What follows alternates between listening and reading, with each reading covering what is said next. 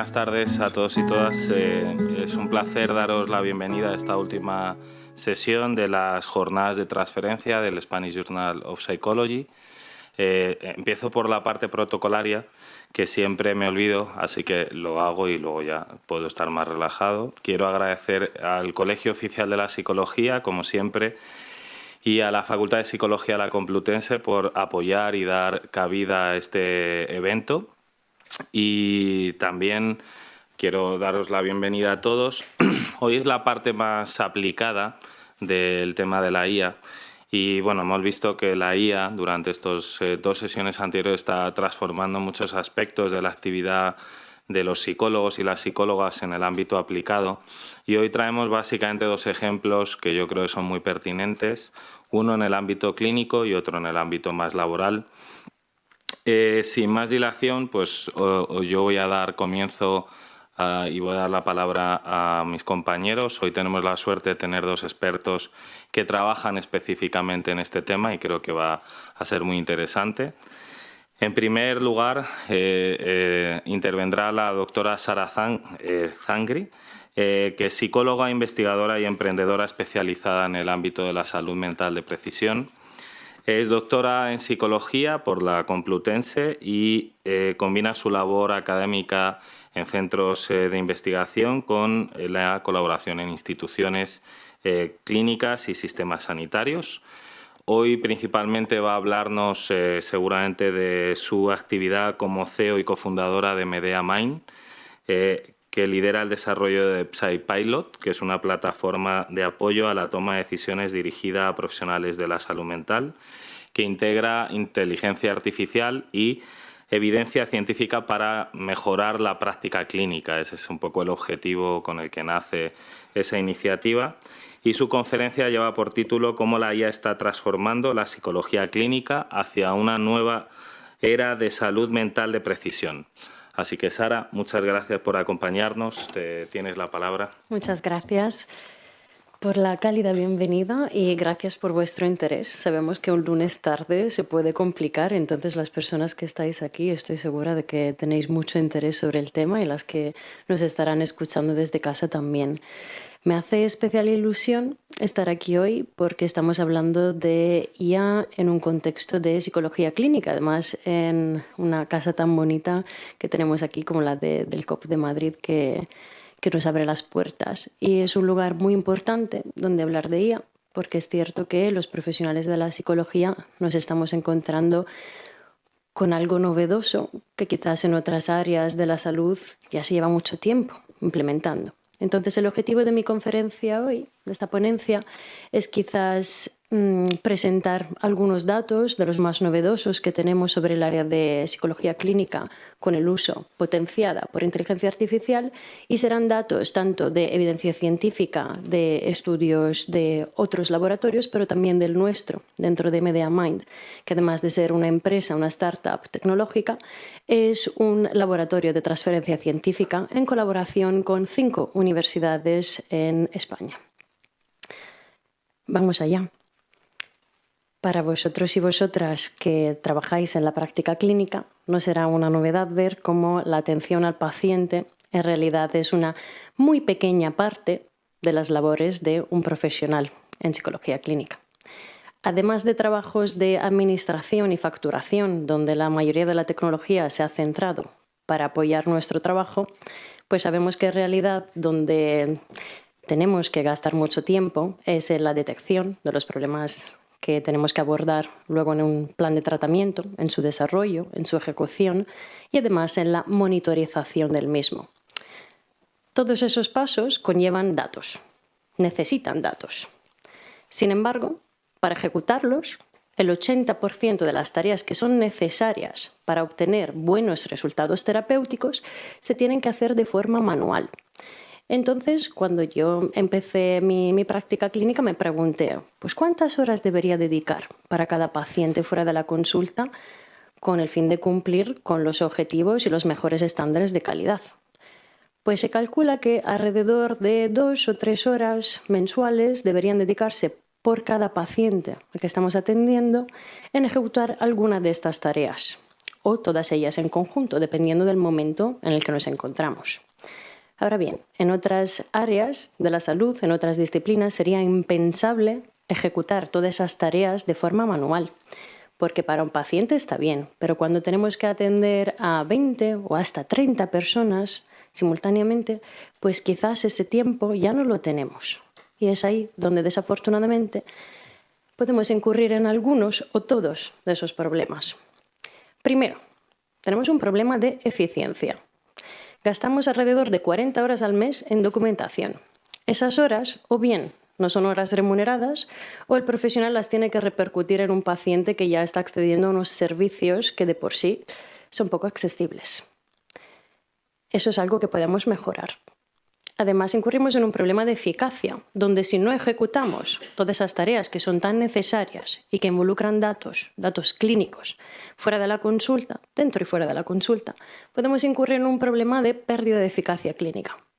Y eso, desafortunadamente, ya hay muchos metaanálisis, hay muchos estudios que combinan resultados de otros estudios a gran escala que nos demuestran que eso no depende de la corriente psicológica que estemos aplicando, sino más bien de la metodología de trabajo al que estamos acostumbrados a tener que cumplir, y se pierde el 50% de eficacia. Eso significa que un paciente de 2 podría no mejorar de forma significativa. Y eso a pesar de nuestros mejores esfuerzos, a pesar de los años de formación y de preparación del profesional. Eso se debe a una falta de datos.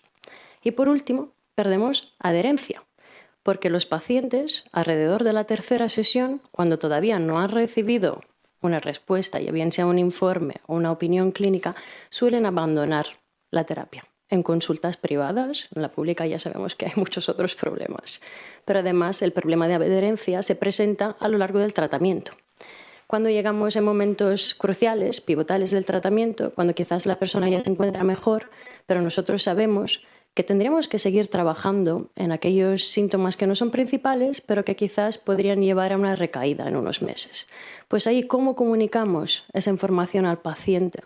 De momento lo podemos hacer, pues en el mejor de los casos, con un informe o con esa buena alianza terapéutica que tenemos en consulta. Pero ya eso no le vale a todo el mundo. Tenemos ya una población que está muy acostumbrada a ver sus propios datos, también los datos de salud. Entonces ahí también estamos perdiendo adherencia.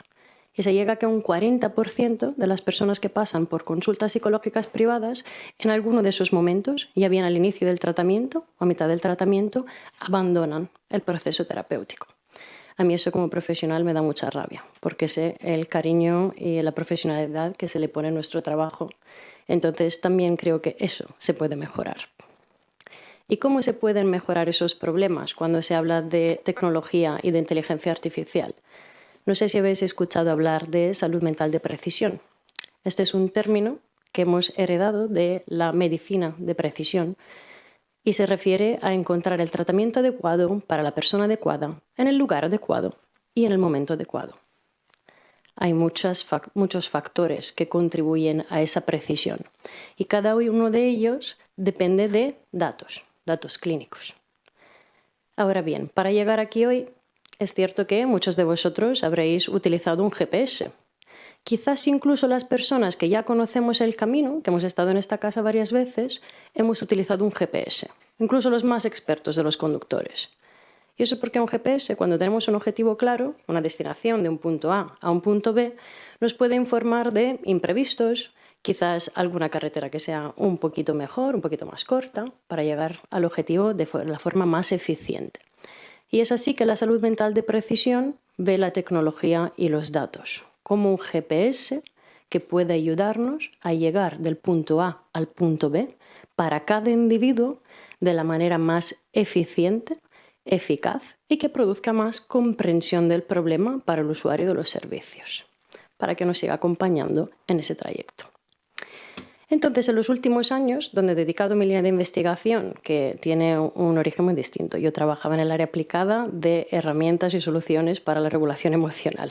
Me he alejado bastante de la que era mi línea de investigación original, aunque la parte de salud digital siempre se involucró, incluso a lo largo de mi tesis doctoral. Pero en los últimos años, cada vez que hablo con los profesionales, desde que la IA ya se encuentra muy presente, ¿no?, en nuestro día a día, y les pregunto cómo se sienten acerca de la IA. Sigo siendo psicóloga, así que tengo que preguntarle a mi audiencia siempre, ¿cómo os sentís acerca de la IA en la práctica clínica? Me podéis lanzar algunas emociones si queréis. No voy a sacar ninguna rueda de las emociones, las que se os ocurran. ¿Algún voluntario?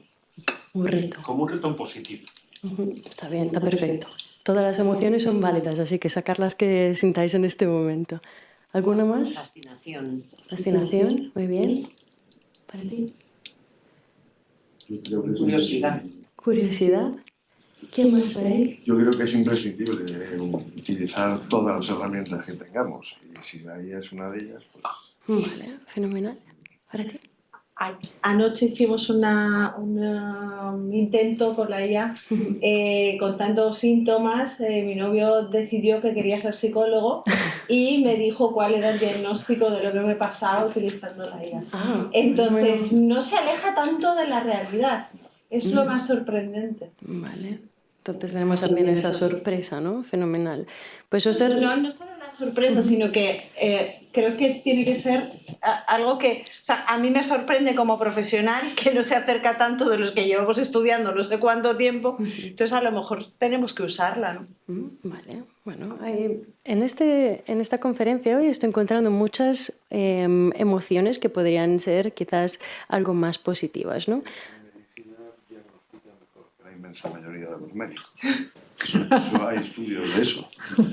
En psicología, a lo mejor tú tienes algún estudio en ese sentido, pero... Ahora vamos a ver un poco de evidencia científica. Aquí simplemente os recojo las 3 emociones o los 3 comentarios que siempre me hacen los profesionales cuando hacemos formaciones, especialmente a las clínicas, a los partners con los que trabajamos. Miedo suele ser la primera. Me da mucho miedo. Y lo entiendo, el miedo nos dice que puede haber una amenaza, especialmente de algo que desconocemos. Es lo lógico tenerle miedo a algo que no conocemos y que tiene potencial también de hacer daño. Ojo. Curiosidad, esta es la que más me encanta, porque con la curiosidad nos movemos un lunes por la tarde y estamos aquí hoy, ¿no?, para aprender algo nuevo. Y también un poco de incertidumbre, ¿no? Hay algunos profesionales que todavía no le tienen mucha confianza y hacen bien, porque no toda la IA nos vale.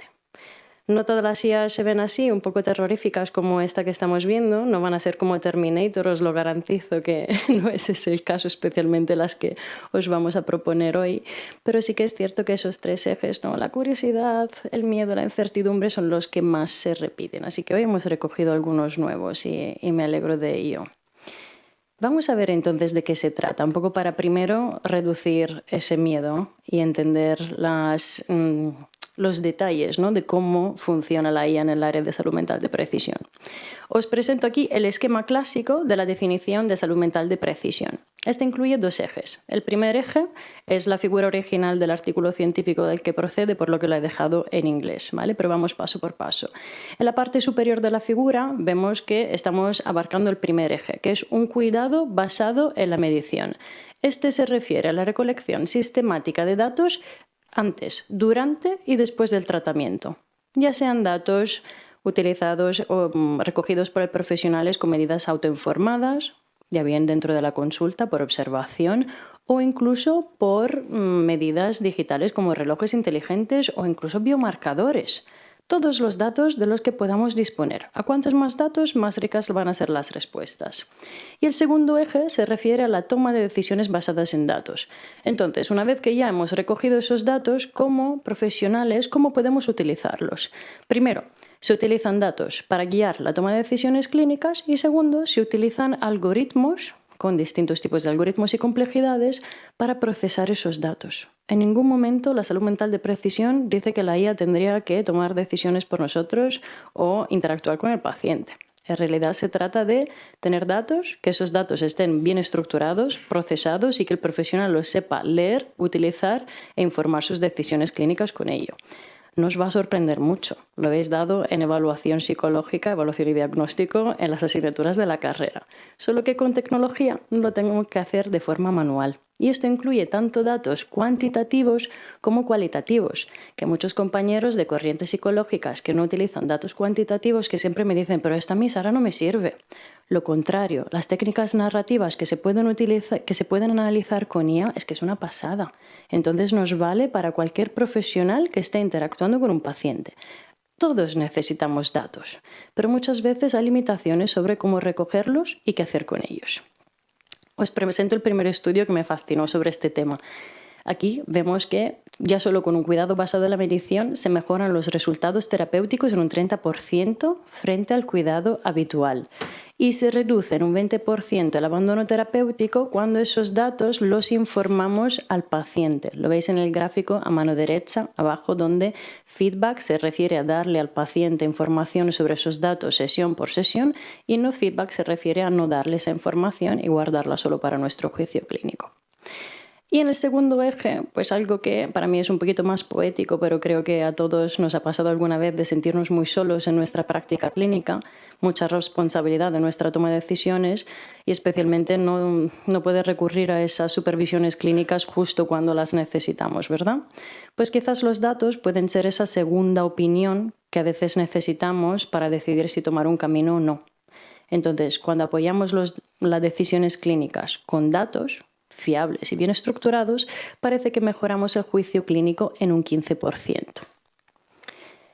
Entonces, volviendo a la salud mental de precisión, ¿qué significa a la hora de tomar decisiones? Para identificar el tratamiento más adecuado para cada paciente no significa que de repente descartamos nuestro juicio clínico y hacemos como los coches esos que se conducen solos con autopiloto. No, esto no podemos hacerlo porque por nuestro código deontológico seguimos siendo nosotros responsables de la intervención que proporcionamos. Significa poner en una balanza el juicio clínico, pero en la otra la predicción estadística, que a pesar de que sea una asignatura que duele mucho, hay que trasladarla también a la vida real de los profesionales, dándoles herramientas para que no les consuma todo el tiempo que vimos anteriormente. Entonces, esta diapositiva viene de otro artículo que mira la eficacia de utilizar datos en distintas etapas terapéuticas. ¿Cuándo se pueden utilizar los algoritmos, las herramientas basadas en IA? Se pueden utilizar tanto antes de sentarnos con un paciente para las siguientes acciones, en los modelos de cuidado escalonado, como los tienen, por ejemplo, en el sistema de salud inglés, en el IAPT, que hemos visto también en otros contextos que se está intentando implementar, para seleccionar la intensidad del tratamiento que necesita la persona, o bien herramientas digitales, o servicios grupales, o servicios individuales. También se pueden utilizar para seleccionar el mejor profesional para esa persona dentro de su cuadro clínico y el expertise del profesional y su orientación y factores demográficos, generando un match entre paciente y profesional. Y por último, se pueden utilizar para seleccionar el tipo de tratamiento que le vendrá mejor a esa persona a nivel de predicción estadística. ¿Cómo predecimos que esa persona pueda tener mayor adherencia con ese terapeuta, pero también con ese enfoque terapéutico? Eso ya se podría llevar a cabo, teniendo a disposición este tipo de algoritmos en nuestra práctica clínica. Y durante el tratamiento, lo que hacen estos algoritmos es informarnos de la trayectoria del tratamiento, detectar a aquellas personas que no están respondiendo como deberían según la literatura científica y ese tipo de tratamiento que se ha implementado, y por último, detectar las personas que pueden tener recaídas, puedan ayudarnos en la prevención de recaídas. Entonces, dentro del área de toma de decisiones, los algoritmos nos pueden apoyar en distintas etapas clave. ¿Pero qué son estos algoritmos? Muchas personas que se me acercan a las conferencias muy tímidas me dicen: Sara, ¿pero qué es una IA? Pues yo me hacía la misma pregunta. Tal como vosotros, yo estudié psicología, no estudié ingeniería. Entonces, para mí, más allá de la estadística y algún algoritmo, quizás más basado en regla que haya podido utilizar en investigación, el concepto de IA me sorprendía y me fascinaba a la vez. Entonces les pedí a mis compañeros ingenieros que me dieran un curso acelerado de qué es una IA. Y la IA en realidad es un término paraguas que hoy utilizamos para describir muchos algoritmos distintos, pero no son todos iguales y no todos nos sirven para todas las acciones clínicas. El primer bloque, los algoritmos supervisados, nos ayudan, por ejemplo, en la clasificación de síntomas. Estos son algoritmos basados en reglas que detectan niveles bajos, medio, altos, de sintomatología dentro de categorías, entonces datos etiquetados. Luego pasamos a algoritmos no supervisados que miran dentro de bases de datos que no están etiquetadas para encontrar patrones. Por ejemplo, en este grupo podrían encontrar patrones basándose en nuestra personalidad. Entonces, clústeres distintos de personas que se asemejan más por su personalidad. Pasamos a los algoritmos que mezclan la combinación de los dos, los semisupervisados. Lo que hacen a nivel matemático es encontrar cercanía entre datos etiquetados y no etiquetados. Aquí se encuentran los modelos predictivos. Entonces, si yo he tenido ya una base de datos longitudinal viendo que cierto tipo de cuadros clínicos de pacientes desarrollan una evolución favorable a este tipo de tratamiento, cuando llegue un nuevo paciente que tiene un patrón parecido en el punto inicial, en la evaluación inicial, a ese grupo de pacientes, la sugerencia va a ser de ese mismo tratamiento. Para que nos entendamos, lo que hacen es mirar los datos y entender de ellos.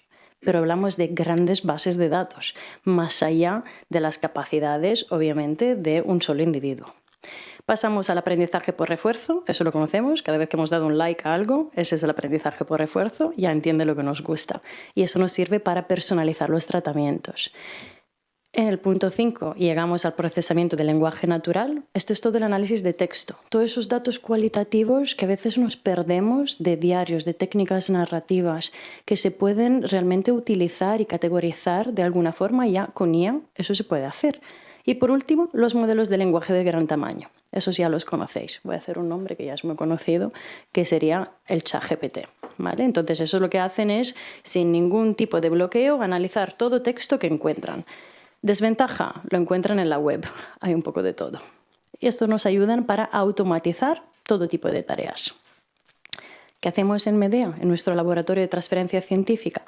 Miramos a cómo la ciencia y la tecnología de vanguardia pueden ayudarnos a llevar todo ese tipo de ventaja tecnológica a la salud mental de precisión, al trabajo de los y las profesionales de la psicología.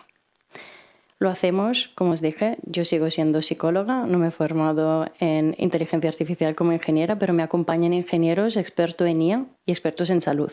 Además, me acompaña mi socio, quien es experto en inteligencia artificial en el área de salud mental. Es el docente de la primera asignatura que hemos tenido en España de IA en psicología, el doctor Pablo Roca. Y además nos acompaña nuestro cofundador Guillermo Rodríguez, que se encarga de aterrizar toda la ciencia a algo que sea útil para los profesionales. Y esta para nosotros es una intervención potenciada por IA. Como veis, la IA se queda fuera de ese círculo de atención al paciente. Seguimos siendo nosotros quienes interactuamos con los pacientes, quienes tomamos decisiones, quienes fortalecemos esa alianza terapéutica que se lleva el 50% de la eficacia clínica. Pero la IA se puede encargar del procesamiento de datos en esas 3 etapas claves: detección del problema, personalización y ejecución del plan de tratamiento y monitorización del mismo. Es nuestro asistente experto en estadística para el procesamiento de datos clínicos. Os voy a enseñar ahora algunos de nuestros datos y algunos de nuestros servicios. Hemos desarrollado un sistema de cribado y reportes automatizados para la evaluación inicial, que mira 73 variables clave para una evaluación inicial en el área psicológica. El tiempo de evaluación se reduce en un 67%, porque el profesional se puede encargar de fortalecer esa alianza terapéutica, de explorar el motivo de consulta, de explicar bien lo que va a involucrar su enfoque terapéutico y su plan de tratamiento, porque el resto, los datos y los informes de los mismos, los ejecuta la IA. Seguimos con la asignación de recursos y análisis predictivos. Hemos desarrollado una serie de algoritmos que nos ayudan a seleccionar el profesional con el que el nuevo usuario de los servicios va a tener mejor predicción de alianza terapéutica.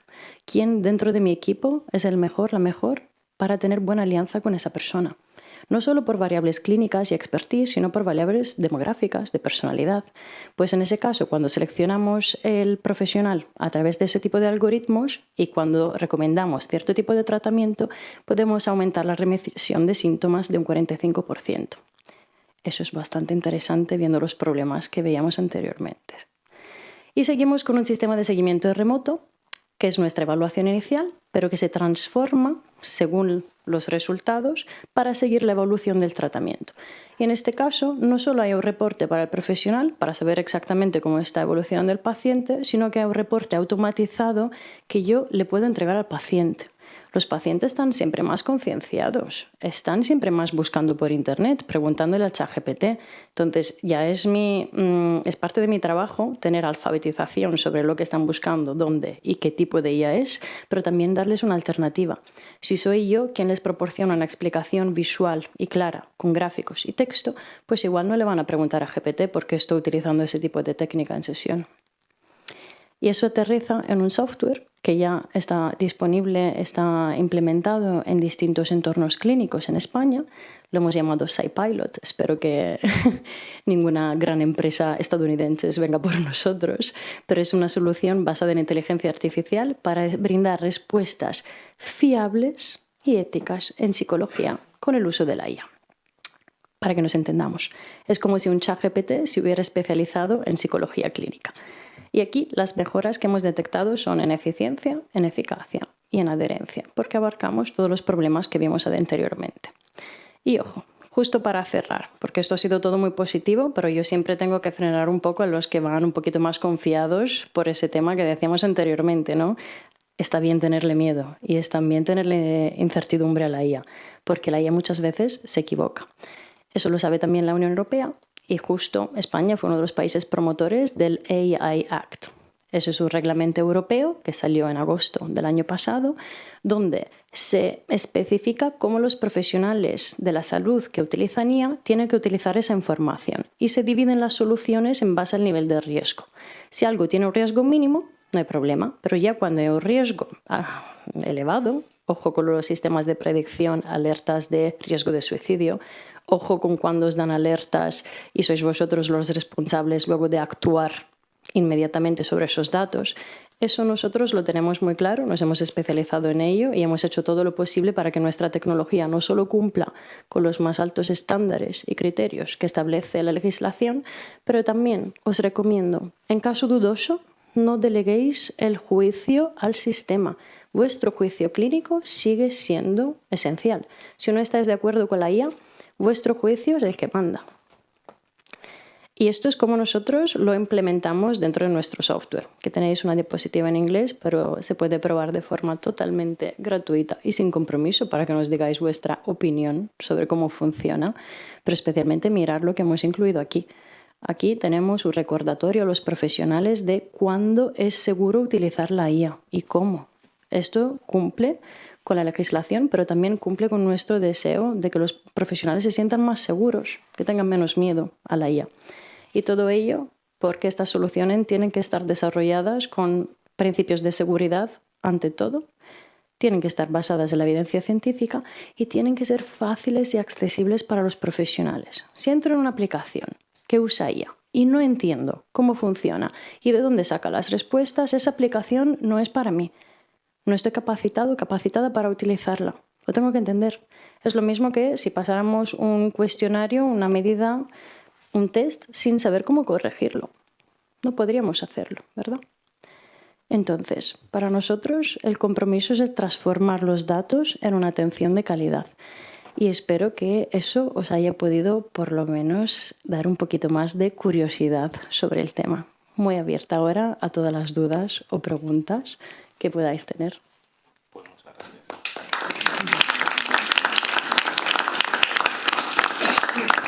Gracias, Sara, por esta interesante presentación. Si os parece bien, dejamos el debate para el final completamente y podemos abrir ya un debate mucho más fluido y dinámico. Perfecto. Pues doy paso al siguiente ponente. Tenemos el gusto también de contar con el profesor Marco Peña Jiménez, que es profesor de la Universidad París-Nanterre, donde trabaja en el ámbito de psicología del trabajo y de las organizaciones. Marco es doctor en psicología y sus líneas de trabajo se centran en el impacto de la digitalización y la automatización sobre el empleo, las competencias profesionales y la salud ocupacional. ha participado en muchos proyectos europeos en este ámbito y la conferencia que hoy nos trae lleva por título Transformaciones organizacionales en la era de la inteligencia artificial. Pues Marco, adelante, tú tienes la palabra. Muchas gracias. Mil gracias. Buenas tardes con todos y todas. Muchas gracias en principio de estar aquí con nosotros. Sé que es complicado, ya lo mencionaron antes, un lunes. Me dio ganas de seguir con algunas preguntas de tu presentación, así que vamos a poder compartirlo después. Quiero empezar agradeciendo al Colegio Oficial de Psicología de Madrid y en particular a Alfredo y Mirko, quienes gentilmente me han dado la oportunidad de compartir con ustedes hoy día en esta actividad, de tener la oportunidad de descubrir esta aplicación que creo que podría interesar. No sé si está disponible en francés, que es donde trabajo. Mi nombre es Marco Peña Jiménez, yo trabajo en la Universidad París-Nanterre y efectivamente uno de los temas que más me interesa es las implicaciones psicosociales de la transformación tecnológica del mundo del trabajo y las organizaciones. Y evidentemente en esa transformación tecnológica la inteligencia artificial no puede estar de lado. Mi presentación se va a estructurar en 3 grandes etapas. Después de la tan bonita presentación, probablemente voy a intentar reducir para tener más espacio de discusión, pero voy a enfocarme en 3 grandes ideas. La primera es la transformación tecnológica del mundo del trabajo, porque efectivamente hablamos de la inteligencia artificial, pero detrás de ello hay toda una ola de transformaciones que está viviendo este entorno laboral. Por otro lado, voy a intentar enfocarme y presentar un poco de cuáles son las contribuciones de la ciencia psicológica a comprender los desafíos de la introducción y el desarrollo de la inteligencia artificial. Y por último, cuáles son algunas de las aplicaciones que ya se pueden ver y qué cosa nos dice la literatura científica o cuáles son las iniciativas para mejorar nuestra actividad en calidad de psicólogos utilizando el ChatGPT, por ejemplo, pero cualquier otra inteligencia artificial que sea de procesamiento de datos y lenguaje y de modelado de datos. Antes de comenzar, ¿podrían levantar la mano las personas que ya han utilizado la inteligencia artificial o, por ejemplo, ChatGPT? ¿Podrían levantar la mano en su actividad profesional? Entonces, muchas gracias. Todos de alguna manera ya estamos utilizando estas nuevas tecnologías. Pero lo cierto es que la inteligencia artificial es solamente una forma de un gran espectro de tecnologías que está transformando no solo las organizaciones y ya de por sí la sociedad, sino también el trabajo mismo, incluso la naturaleza y la visión del trabajo per se. Como podrán ver en las imágenes, podemos ver que hoy día los datos, el mundo físico y virtual está cada vez más interconectado. Hay nuevas tecnologías como los drones. Antes, hace no mucho, había una época en que para poder llamar a un taxi tenía que coger el teléfono y esperar a que la persona de la empresa pudiera presentarse. Hoy día, como se mencionó, con solo una aplicación puedo ver cuántas opciones de taxi tengo, cuánto tiempo van a estar aquí, cuál es el tiempo del trayecto. Pude compartir la información. Es decir, existen muchas transformaciones que se están generando en el entorno laboral como parte de esta emergencia y transformación tecnológica. Pero, ¿cuáles son esas transformaciones que se pueden constatar en este momento? Según la Organización Internacional del Trabajo, por lo menos podríamos identificar 3 vectores de esa transformación. Y esta parte probablemente es la más general, pero creo que es importante para que podamos distinguir que cuando hablamos de inteligencia artificial tampoco estamos hablando de una única tecnología. Y cuando hablamos de transformación digital vemos tecnologías que están facilitando la automatización, es decir, tareas que se pueden repetir de una manera y que quizás no son necesarias de que la persona se inmiscuya. También vemos la digitalización. Esto no es para nada nuevo, pero después del COVID y en particular con la emergencia de ChatGPT, vemos que cada vez más organizaciones están digitalizando, ya sea información de la empresa, pero también procesos laborales. Y por último, y no menos importante, las plataformas. Es decir, cada vez vemos con las aplicaciones, por ejemplo, la presencia de algoritmos o gestión algorítmica. Hace no mucho, para poder tener un feedback sobre mi trabajo o una evaluación de mi trabajo, había un gerente, un jefe, que me decía, por ejemplo, si estoy haciendo bien mi trabajo, si me falta algo. Hoy en día vemos personas que, por ejemplo, trabajan con las aplicaciones. No hay un gerente necesariamente, una persona que le diga el feedback respecto a su trabajo, la calidad del trabajo. Ahora existen plataformas de gestión algorítmica y, para ser concretos, la gig economy, como nuevas formas de trabajo que están emergiendo como parte de esta revolución. En ese contexto, una tecnología en particular que está transformando de manera transversal estos 3 vectores de transformación es la inteligencia artificial. Y no voy a ahondar en este tema porque ya se ha mencionado de una forma, hace un momento, existen muchas formas de inteligencia artificial. Lo cierto es que hablamos de una categoría, de un gran tipo, una familia de tecnologías que están transformando precisamente las organizaciones, pero mucho más que ello, la sociedad en su conjunto. Y existen muchas formas de clasificar las tecnologías, la inteligencia artificial. Y una de ellas es el tipo de inteligencia artificial centrado en el proceso de aprendizaje o el proceso de trabajo de la inteligencia artificial. A manera de ejemplo podemos encontrar, por ejemplo, una gran categoría de inteligencia artificial que se basa en reglas. De cosas tan simples como si se presenta este escenario, entonces este debería ser el resultado. Es decir, una de esas inteligencias artificiales va a simplemente definir de manera predeterminada algunas reglas y en función a esas reglas se va a responder de manera concreta. Existe otro tipo de tecnología de inteligencia artificial que se enfoca en árboles de decisión. Es decir, las situaciones se transforman en función a los actores. Como pueden ver en la imagen, puede desempeñarse una persona o incluso la inteligencia artificial en función de diferentes escenarios. Pero existe una forma de tecnología que es la inteligencia artificial basada en redes neuronales y el machine learning o el aprendizaje profundo incluso, que se basan en una modelización del cerebro humano, del funcionamiento de la psique humana. Es decir, ya no solamente soy capaz de procesar una gran cantidad de datos, sino también soy capaz de poder darle una representación compleja y hacer inferencias y tomas de decisiones al respecto. Y esta es probablemente una de las inteligencias artificiales en desarrollo que es la que está cambiando radicalmente y rápidamente el entorno laboral. Yo les he presentado algunas de las plataformas probablemente que ustedes ya conocen, pero estas son algunas de las, por ejemplo, en los últimos rankings de Synthesion, algunas de las más importantes o las más utilizadas en el entorno laboral. Por excelencia, una plataforma que todos ya hemos utilizado en algún momento es ChatGPT, pero podemos encontrar una serie de plataformas que son aplicaciones con una funcionalidad muy específica, pero que se utilizan de diferentes formas en el entorno laboral, para, por ejemplo, crear videos, gestionar proyectos, corregir nuestros textos, hacer buscadores con un contexto más específico, incluso inteligencias artificiales que van a servir como asistentes en reuniones.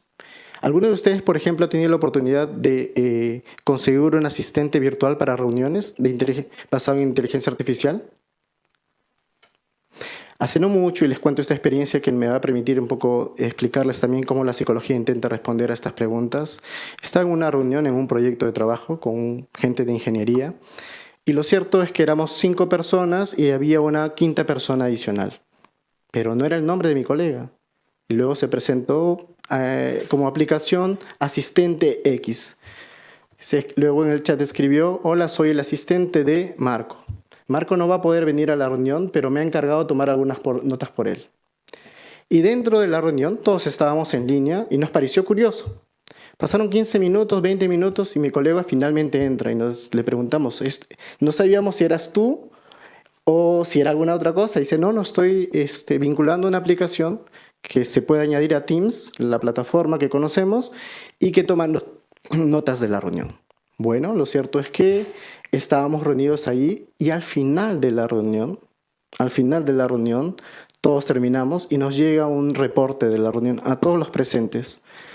Y le decía a precisamente Marco, hola Marco, mira, los primeros 15 minutos no hay nada importante porque era presentación, si estaba bien el clima, si había algún problema o no, no te preocupes por ello, acá tienes el reporte. Pero a partir del minuto 15 es que puedes verificar los puntos que se han discutido. Mira, estos fueron los avances del proyecto. Incluso tomó capturas de pantalla de los diferentes elementos que discutimos.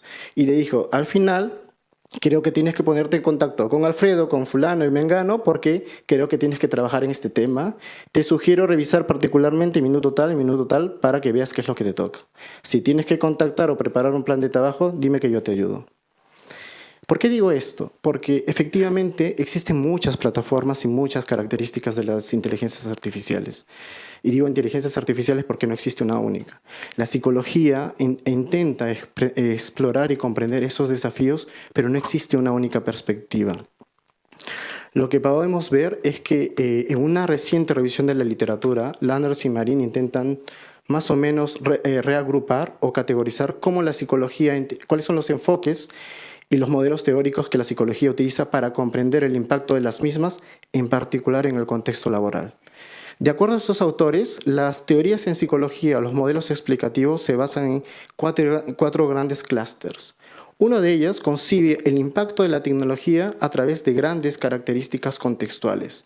Es decir, yo no veo el impacto de la tecnología directamente, pero la veo como un contexto que tiene influencia sobre mi trabajo. Existe otra gran categoría que ve la tecnología como un elemento que va a tener una influencia directa en un proceso de trabajo. Otra que va a concebir la tecnología como un instrumento, cumple una tarea específica dentro de un gran proceso. Y finalmente, la tecnología como un diseño o como una función específica para la capacidad del trabajo. Pero esto, como podrán ver, es un modelo conceptual o un esfuerzo teórico que se dio cuenta en esta transición. El problema es que esta concepción, esta contribución de la psicología para comprender estos desafíos se dio en el 2021 y la tecnología ya no es la misma. Y lo decía hace un momento. Hace no mucho, la tecnología cumplía un rol principalmente de asistencia. Era una herramienta que me ayudaba a hacer algo. Hoy, la inteligencia artificial ya no cumple esa misma función. Y de acuerdo a Murray y colaboradores, estamos viendo una emergencia en que la tecnología ya no ocupa un rol inferior, sino que en muchos casos está trabajando conmigo, o en muchos casos también tiene un desempeño superior al mío. Para ellos es importante enfocarnos a estudiar las implicaciones de la psicología, no solamente a través del uso de la tecnología per se, sino esta sinergia humana y tecnología, y en particular en estas dos funciones, en el aumento de las capacidades que nosotros podemos tener en el contexto laboral y, como lo decía mi colega hace un momento, en la automatización de algunos procesos. Una tradición en el mundo del trabajo que ya tiene mucho tiempo, pero que ha cobrado un valor incluso más importante en la emergencia de la inteligencia artificial. Ahora bien, lo cierto es que la inteligencia artificial como tal no es un fenómeno nuevo. La noción de la inteligencia artificial per se tiene mucho tiempo atrás. Pero probablemente esta forma de tecnología que es capaz de procesar una gran cantidad de datos, que además es capaz de tener esta naturalidad e integrar estos datos, ha tomado otro enfoque. ¿Por qué digo esto? Porque a partir de 2021-2022 vemos la emergencia del nuevo interés por esta inteligencia artificial. Y lo cierto es que, ¿qué es lo que vemos a nivel de tendencias globales? Un reciente reporte del Foro Económico Mundial dice que de por sí en las organizaciones, dos de las preocupaciones más importantes o los vectores de transformación tecnológica para el 2030 será, por un lado, efectivamente, la tecnología vinculada a la inteligencia artificial y el procesamiento de datos, pero también los robots colaborativos o los sistemas autónomos que también están conectados o están desarrollados sobre esa tecnología. Se trata de un reporte que, aunque tiene un lado mucho más práctico, es un reporte que se realiza una encuesta a más de 1000 empresas globales y que sin duda nos da una tendencia de cuáles son las preocupaciones más importantes del contexto laboral. Pero en ese mismo contexto, se puede observar que una de las tendencias más importantes, precisamente con la emergencia de estas nuevas tecnologías, no solamente para la sociedad, sino también para las organizaciones, es que existe una demanda latente e importante para conocer primero qué cosa es la inteligencia artificial y, en concreto, cómo la utilizamos en nuestro trabajo. Esto solamente es un reporte de cerca de 250.000 personas que se han inscrito y han tomado un curso en los últimos años, y en el 2024 en particular, solamente para entender qué cosa es la inteligencia artificial en Coursera y cuáles son sus principales aplicaciones de tecnologías. La psicología intenta responder también a esos desafíos. Es un poco la idea que quería compartirles con ustedes, pero lo cierto es que es una tecnología en emergencia aún. Hay un trabajo que me pareció particularmente interesante que he intentado desmenuzar y compartirlo a ustedes como punto de partida para estos datos centrados sobre la evidencia que se conoce en el entorno laboral. Y según Bankins y colaboradores, hasta ahora, en este poco tiempo, existen por lo menos 5 grandes contribuciones de la psicología o problemas que están siendo respondidos por la comunidad académica científica. La primera es descubrir precisamente esta colaboración entre los humanos y tecnología. Desde estos robots colaborativos que podemos encontrar en los almacenes de Amazon, que puede saber, predecir mi comportamiento y sobre eso adaptarse. Por otro lado, las percepciones de las capacidades algorítmicas, pero al mismo tiempo, cómo la percepción que yo tengo hacia esa tecnología impacta sobre mi propia percepción, sobre mi propia evaluación de capacidades. Había un proyecto hace mucho tiempo que descubrí cuando hacía el doctorado, que era el proyecto Vera. En ese momento, el proyecto Vera era una emergencia, un proyecto de SAP en ese instante, que intentaba emular el proceso de reclutamiento y selección. ¿Qué era lo interesante? Bueno, un reclutador tiene que conseguir CVs. Y esa tarea puede tomar cierto tiempo, entre ir a una plataforma y otra, e intentar identificar la plataforma o las redes que sean las más interesantes. Una inteligencia artificial lo hace en un segundo. Primera etapa del proceso del trabajo que la puede reemplazar una inteligencia artificial.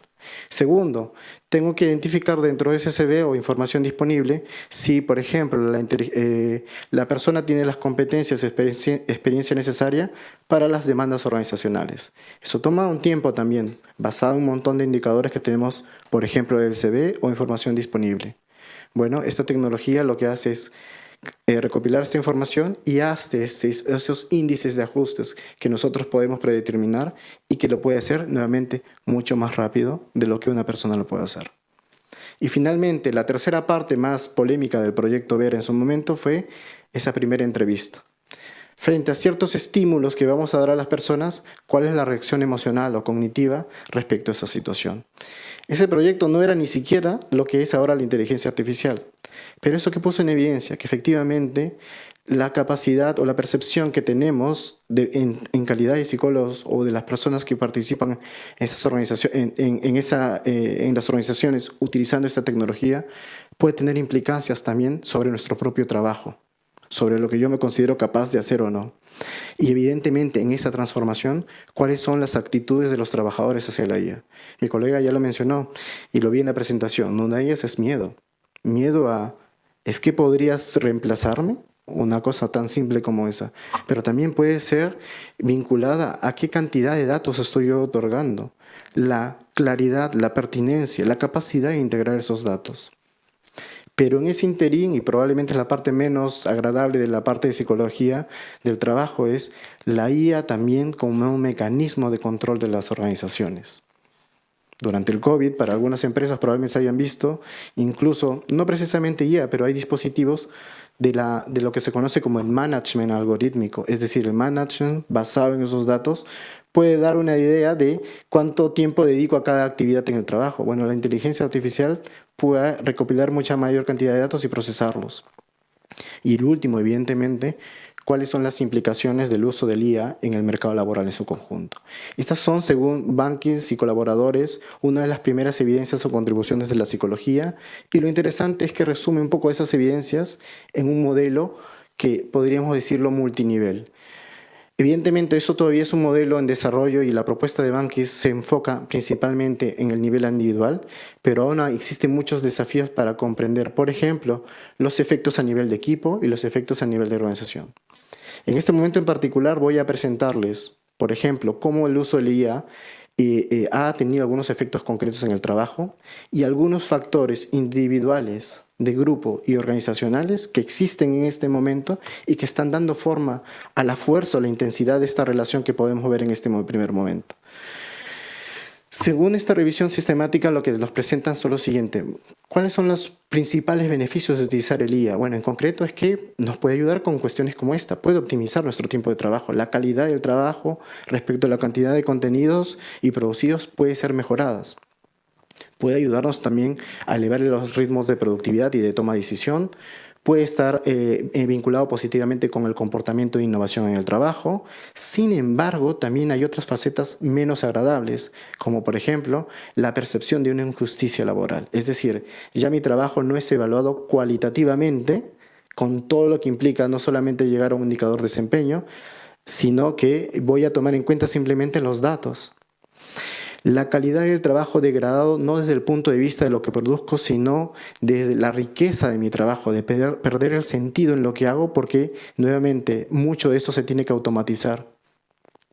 Ahorita mismo hay un proyecto del Ministerio del Trabajo en Francia con una colega que trabaja en el Instituto de Investigación Aplicada de la Inteligencia Artificial Aplicada en el Trabajo, que está intentando identificar los efectos de la inteligencia artificial en profesiones como el trabajo social, allí donde la parte humana tiene mucho más valor. Pero lo cierto es que los primeros indicadores son también de una calidad de trabajo degradado respecto al sentido del trabajo. La resistencia al cambio, la percepción de inseguridad laboral, el no respeto o el intento de boicotear los sistemas de gestión algorítmica. ¿Qué es lo que se conoce al respecto? Bueno, unos primeros factores que se conoce como moderadores, pero que en concreto dan forma a esta relación, los vemos desde los elementos que probablemente ya hemos identificado a lo largo de nuestra propia experiencia con el ChatGPT. Bueno, primero las capacidades. Si tenemos mayor capacidad, mayor comprensión, familiaridad con la tecnología, pues evidentemente puedo explotar mejor la tecnología. Por otro lado, la agentividad. ¿Qué significa la agentividad? ¿A qué punto la persona se siente que es capaz de controlar la tecnología y conocerla, y no al revés, que se deje llevar por el juicio de la tecnología? Algunos elementos moderadores también es el género, el locus o la percepción de control, por supuesto el nivel educativo y en algunas ocasiones vinculado también al nivel educativo factores culturales. Vamos a encontrar también la percepción hacia la tecnología. ¿Y esto qué significa? Bueno, que evidentemente, que es como lo mencionábamos antes, la capacidad que vamos a percibir de un humano respecto a la tecnología puede cambiar incluso otras variables que lo vamos a ver más adelante a nivel organizacional. Es decir, entre pedirle a mi compañero hacer el trabajo y pedirse la tecnología, probablemente ya no voy a recurrir a mis compañeros, como eso afecta la dinámica en el entorno laboral. Pero esto en este momento supone una variable moderadora. Vemos también que hay otras efectivamente variables moderadoras, como ya la ha evocado mi colega desde el lado clínico, pero no solamente ello, el miedo, la ansiedad a utilizar la inteligencia artificial, a qué punto se adecua a mis necesidades, a mis expectativas, a qué punto es fácil utilizarla, por ejemplo, la confianza, no solamente cognitiva, sino también afectiva hacia esta tecnología, y evidentemente el diseño del trabajo, ¿no? Cómo eso reconfigura mi forma de trabajar, las demandas y recursos disponibles dentro del entorno organizacional. A nivel grupal, un factor moderador que se desprende de esta revisión de la evidencia disponible es a qué punto también puede cambiar nuestra perspectiva sobre nuestra identidad laboral, es decir, lo que constituye el core de mi carrera profesional o de mi rol dentro de la empresa. Se conoce menos de factores respecto a las dinámicas de equipos, pero sí hay evidencia respecto a mecanismos de apoyo colectivo y social. Es decir, que a mayor apoyo colectivo, pues evidentemente puede reforzar, explotar mejor esta tecnología, y cómo evidentemente en conjunto podemos explotar la capacidad de esta tecnología como equipo. A nivel organizacional vamos a encontrar también algunos elementos o algunos factores que podrían facilitar el aprovechamiento de la inteligencia artificial, y en concreto un entorno organizacional que facilite, pues evidentemente, el uso de estas tecnologías, que facilite también las oportunidades de aprendizaje y capacitación.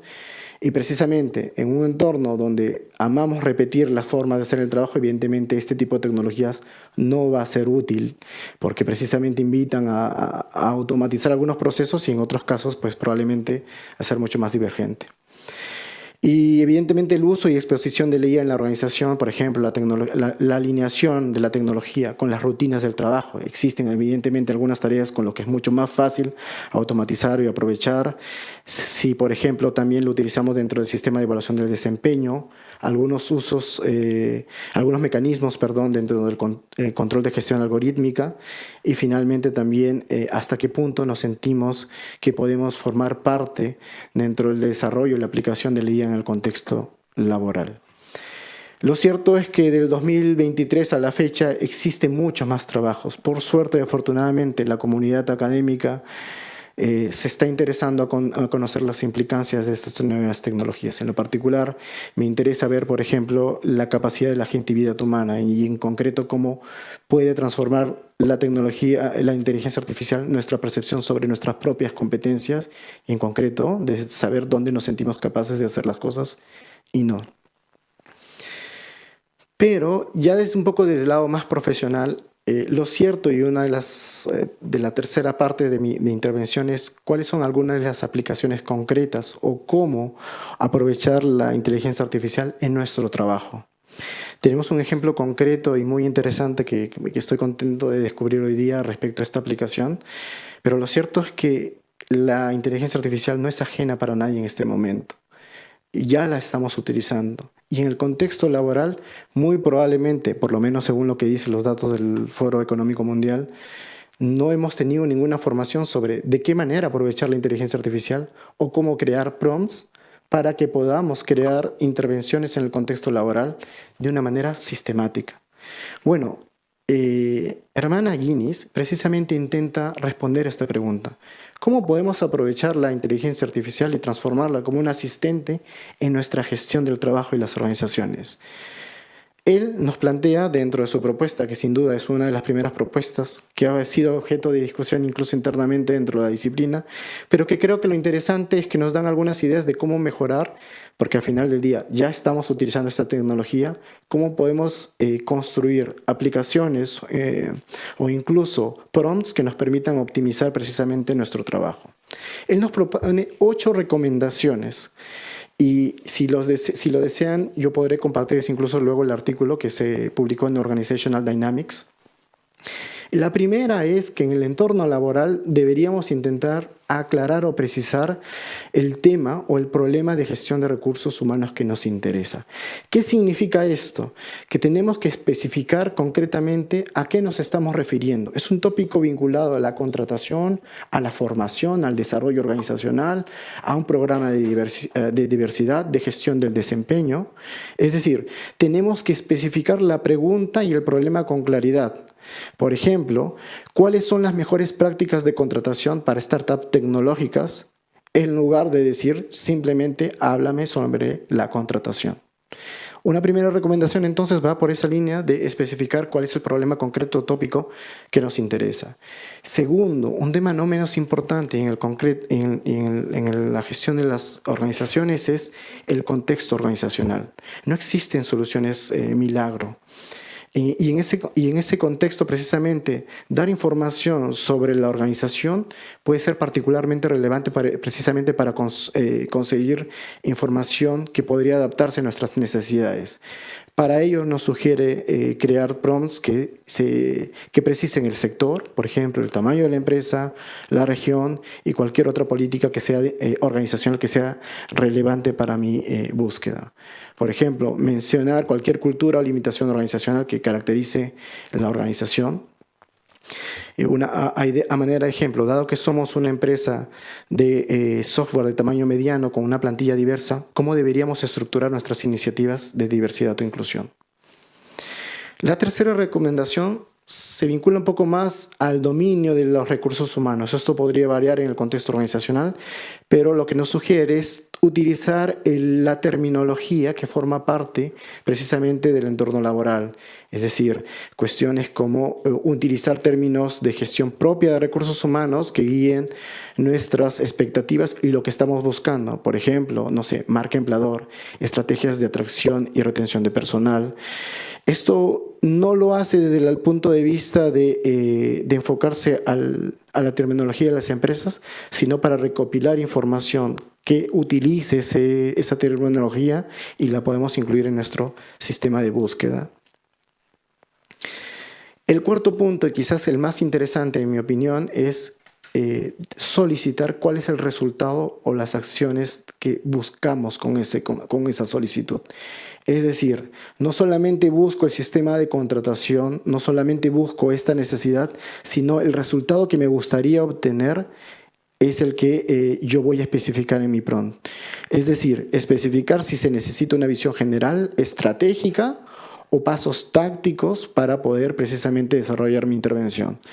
¿Qué estrategias podríamos implementar para reducir la rotación de personal en un 10% el próximo año? Esto da mucha más información para que podamos precisar nuestro prompt de búsqueda.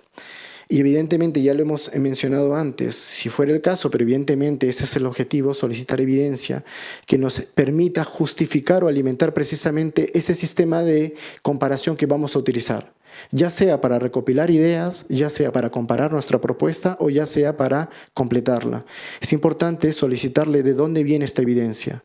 Son reportes laborales, sociales, evidencia científica, qué cosa nos está dando para efectivamente construir nuestra propuesta de intervención. Podemos pedir desde casos prácticos hasta también fundamentos legales si fuera necesario. Y evidentemente en esa misma línea, lo que nos sugiere es adherirnos a las mejores prácticas establecidas. Y aquí mejores prácticas establecidas va desde evidentemente el respeto a las normas laborales, a las prácticas que son mucho más locales o regionales y que forman parte de los parámetros de evaluación de nuestra intervención en el contexto laboral. Un séptimo punto que quizás no es menor y que de hecho ahora mismo es el objeto de discusión, estoy seguro, en el Colegio de Psicólogos aquí, pero también en otras organizaciones como la Asociación Americana de Psicología, son las implicaciones éticas y en particular el hecho de mantener la confidencialidad. Para hacer un correo, para hacer un reporte, colocamos la información de la persona de manera consciente o inconsciente. Eso es un punto no menos importante y que de hecho, justo antes de venir a la presentación, ha salido un nuevo artículo de la revista Professional Psychology, donde nos sugiere unos parámetros éticos que la Asociación Americana de Psicología está intentando añadir precisamente en su código deontológico para mejorarlo de cara al uso de la inteligencia artificial. Y finalmente, cuando se hace referencia a esta construcción de prompts para intervenciones en las organizaciones, intercambiar información sobre el seguimiento. Es decir, no necesariamente lo que hemos encontrado va a servirnos para poder desarrollar un programa en lo absoluto. Podemos ir mejorándolo precisamente con información respecto al seguimiento del caso. Evidentemente la complejidad de la problemática va mucho más allá de lo que les estoy presentando, pero en concreto, desde el lado de la psicología, existen muchos vectores de transformación tecnológica, como lo mencioné al inicio, ya sea por la automatización, ya sea por las plataformas y la digitalización, y las inteligencias artificiales están cambiando este parámetro. En ese contexto existen diferentes enfoques y en particular el que me interesa es el último, centrado en el diseño o las funciones que puede desarrollar la inteligencia artificial y creo que es una pista interesante sobre la cual podríamos un poco conocer las implicaciones no solo para nosotros, para el colectivo, pero también para las organizaciones. Y finalmente, esto solamente a manera de recurso, si están en la necesidad de construir prompts, es un bonito ejercicio, incluso el trabajo, si les interesa, les da ejemplo de prompts y los resultados que ofrece la inteligencia artificial, porque incluso podría ser un parámetro de referencia para luego replicarlo con otras plataformas. Eso es lo que quería compartir con ustedes. Muchas gracias por su atención.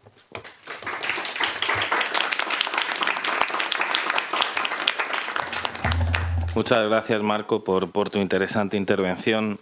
Si os parece, abrimos ahora el turno de vuestra intervención, el debate, las preguntas que tengáis a los ponentes. Os cedo la palabra. Sí. El programa vuestro, o sea, el SciPilot, como le llaméis, ¿es un agente o es un modelo enteramente nuevo que habéis hecho vosotros? Has hecho una muy buena pregunta. Lo que nos tenemos que preguntar siempre que utilizamos una herramienta, lo primero es qué ya utiliza para entender esos niveles de riesgo. Entonces, la herramienta es un software que lo que se encarga es distintas tareas, desde dar de alta a un profesional dentro del entorno de clínica, o si es un profesional independiente, ejecutar distintas tareas. Según el riesgo que pueda tener esa tarea, utilizamos un tipo de algoritmos más o menos conservadores. Entonces, lo que disponemos es, sin entrar en demasiados detalles técnicos, es una librería de contenido apto para la psicología, contenido basado en la evidencia. De hecho, cada respuesta que te da su referencia apropiada que puedes consultar y puedes consultar, cumpliendo con la normativa de ella, la fuente por completo que se ha subido a esa librería. Entonces, si haces una pregunta sobre evaluación, en ese caso puedes utilizar nuestra herramienta de evaluación, que es el Medeamix, ese que os enseñaba que es el sistema de cribado de reportes, y te saca una serie de gráficos e informes automatizados. Si además estás creando un caso y quieres almacenar dentro de ese caso toda la información para que luego le puedas hacer una pregunta sobre tus notas clínicas de hace 6 meses para recordarte algo, pues eso utiliza un algoritmo que procesa lenguaje natural de texto. ¿Vale? Entonces depende un poco de la tarea que le estés pidiendo, utilizamos una gran variedad de algoritmos. Algunos de ellos, los algoritmos son todos propietarios los que utilizamos. Hay unos modelos que se utilizan detrás, que son modelos externos, pero que están entrenados con nuestra base de información, de datos y con nuestras herramientas de apoyo, especialmente a la evaluación, que es donde nosotros creemos que podemos aportar más valor. Y es más, los datos que se proporcionan a esos modelos no se utilizan para dar respuestas ni a otros usuarios, ¿vale? Ni para alimentar grandes modelos como podría ser el uso de una herramienta como ChatGPT. Entonces la pregunta es muy apropiada, es la que nos tenemos que hacer todos. Primero, que IA está analizando mis datos y luego esos datos y vuelven a entrenar esos modelos. Porque si de repente los usuarios de mi aplicación son todos de una corriente psicológica concreta, eso le podría afectar a las respuestas que le va a dar a los demás. Entonces, para evitar ese problema, lo que hacen los modelos dentro de cada caso en el que se esté trabajando es darte respuestas solo a ti. Esa base de datos es para ti. ¿Sí? ¿Más preguntas? ¿Dudas, cuestiones, alabanzas? No insultos, no aceptamos, al menos hoy. Por ahora. Pregunto, ¿va a transformar mucho la forma de evaluar clásica con los test clásicos, ¿no? Hasta ahora nuestra medida ha sido siempre los test de personalidad, los test de inteligencia, los test, la psicometría, vamos. Yo lo veo, voy a ser breve en ese caso, yo lo veo como una forma incluso de facilitarlo, porque el problema del test muchas veces es que esos datos pues luego casi a mano hay que procesarlos y especialmente dentro de la gran variedad de tests específicos que tengas que pasar para llegar a ese momento donde decida pues a esa persona le va a pasar este test u otro, para no saturar al usuario con 20, 30 tests, lo que nos falta es una herramienta de cribado inicial que son los tests adaptados, computerizados, que nos ayuden a filtrar un poco para ir a lo más específico y luego llegar a esa medida que luego finalice en un diagnóstico, si es el caso, si procede. Yo lo veo como una forma incluso más complementaria de almacenar y procesar toda esa información, no casi sustitutiva, en realidad, para mí, por lo menos. Yo diría también que va a haber procesos que se van a automatizar directamente y que estaremos al final de la cadena nosotros.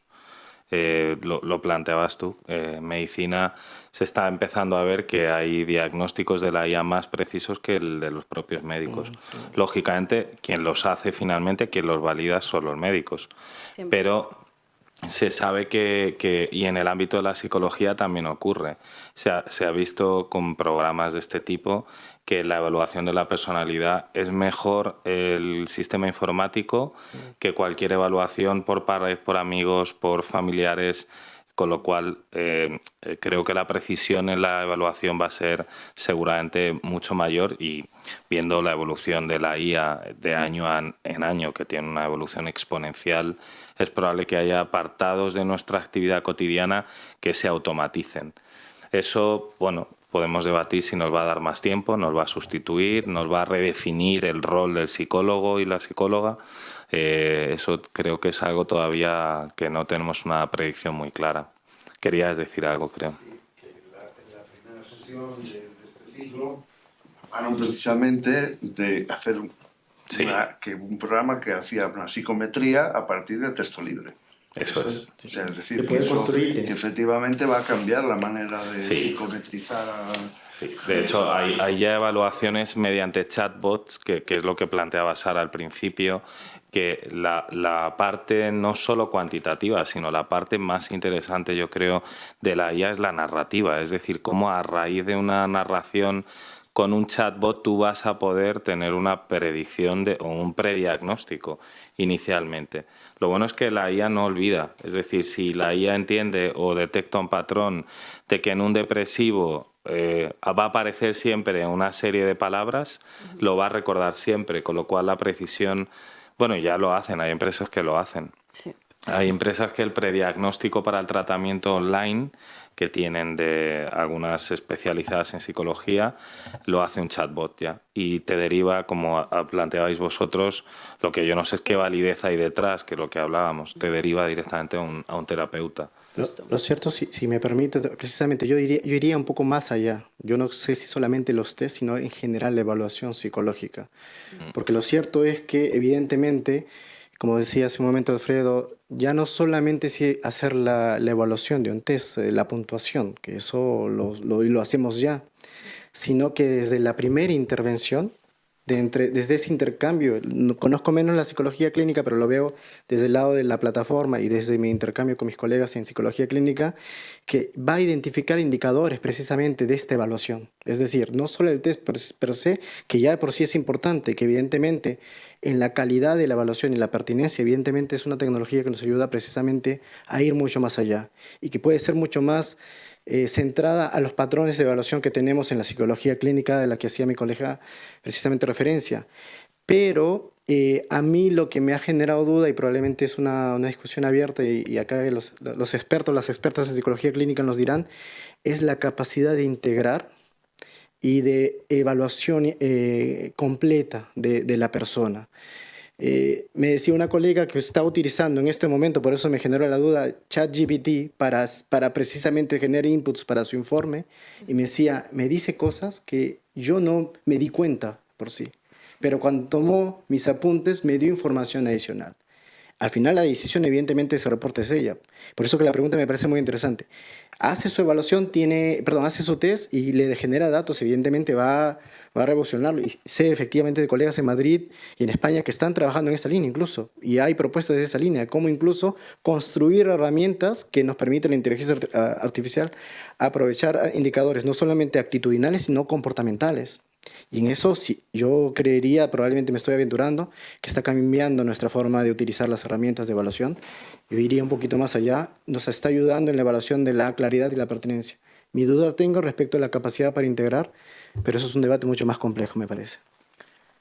Por ahí había una pregunta. Primero, muchas gracias a los dos. Han sido clarísimos, me han encantado sus presentaciones. Quería hacer una pregunta a cada uno. Quizás haga muchas preguntas en un solo paquete, pero usted, Marco, claro, yo estoy acostumbrado a oír expertos en recursos humanos que se contrata por hard skills, se despide por soft skills, ¿vale? Entonces, claro, la pregunta es, he oído su presentación sobre cómo elaborar algoritmos en los diferentes procesos de selección, y la pregunta que a mí me surge a la cabeza es ¿cómo demonios se está observando, se está trabajando la idea de cómo un algoritmo detecta soft skills? Es una pregunta. A lo mejor es un sueño para los de gestión de personas, ¿no? Sara, estuve presente cuando usted y su equipo presentó aquí en la casa, presentó todo el proyecto MediaMind y todas estas cosas. Me alegra ver muchas cosas, además tengo muchas ganas de verlo, pero preguntas, y no quiero pecar de pedante ni nada que se le parezca, por favor. Evaluación para el diagnóstico. ¿Modelos categoriales o dimensionales? No sé qué han observado, que han trabajado ustedes en su inteligencia artificial, ¿no? Y la siguiente pregunta es, yo estoy asombrado con los médicos que ahora ya vas a consulta, hablas con ellos y según termina la consulta te ha salido la historia clínica de la conversación que has mantenido con el médico. Y me encantó, lo he visto en diferentes profesionales y me encanta verlo. Su plataforma observa también esa aplicación de voy recogiendo los puntos claves de la sesión y te lo devuelvo en la historia clínica. Porque sí que, no sé si ha sido usted o usted, Sara, han hablado ha sido usted, Marco, de tecnologías que recogen muchas cosas, pero claro, estamos hablando de la sesión clínica, ¿no? ¿Qué se quejan muchos pacientes de los profesionales? Que no me miras a la cara, estás mirando al ordenador o a la tableta o a tu cuaderno. No me miras a la cara, ¿no? No lo sé. Y ya, muchas gracias. Bueno, quizás empiezo por la parte de soft skills. Y creo que está un poco vinculado a lo anterior. Los soft skills al final son capacidades, es decir, un constructo que se supone forma parte del espectro de evaluación que utilizamos en psicología, una de las herramientas adicionales dentro de la evaluación. Respecto a estos protocolos que les he dado, simplemente es la tentativa de Germana Guinness de darnos herramientas adicionales para el trabajo que hacemos día a día. No tiene nada que ver efectivamente con la evaluación psicológica. Pero a manera de ejemplo, lo que yo he visto en estos, por lo menos en particular con el proyecto Vera de SAP, era que en concreto va a utilizar algunos indicadores comportamentales, es decir, algunas reacciones de la persona a una situación, las palabras, por ejemplo, que es un poco de las tecnologías que ya conocemos, respecto a ciertos escenarios laborales, ¿cuál es la posición de la persona? Positiva, negativa, expresa niveles de emoción elevados o bajos, y sobre esos sí efectivamente está dando algunas herramientas para la evaluación. El desafío está, creo, y un poco va también a las expectativas de estas inteligencias artificiales, que lo haga en tiempo real, que nos ayude, por ejemplo, a desarrollar esas capacidades también en el entorno laboral. Eso yo lo he visto menos. Como herramientas de evaluación, yo sí que he visto algunas iniciativas y plataformas precisamente vinculadas a la evaluación clínica, pero no solamente ella, que buscan evaluar distintas capacidades.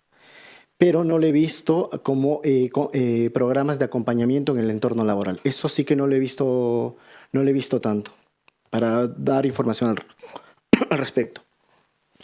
Y sobre el tema del diagnóstico, que sigue siendo un tema bastante importante dentro de la evaluación psicológica, pues nosotros seguimos tomando como lo planteamos en esa primera presentación que hicimos justamente aquí, y hace más de un año en realidad, donde ahí habíamos sacado nuestro instrumento de evaluación apoyado por IA, de esos algoritmos de los que hablábamos basados en reglas, los que nos ayudan a detectar síntomas en distintos niveles y que esos niveles se comparan con baremos poblacionales.